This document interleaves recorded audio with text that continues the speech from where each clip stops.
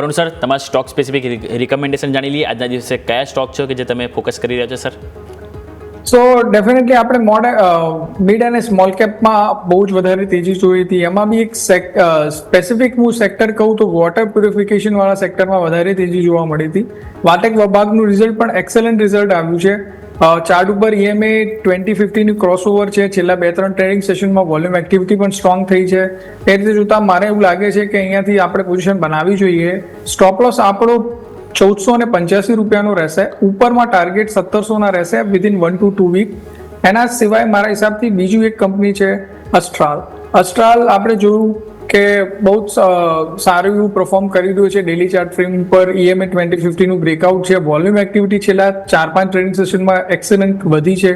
તો જોતા અહીંયા પણ આપણે એક પોઝિશન બનાવવી જોઈએ. સ્ટોપ લોસ આપણો 1425 રૂપિયાનો રહેશે. ઉપરમાં ટાર્ગેટ 1550 નો રહેશે આવનારા 1 થી 2 વીકની અંદર.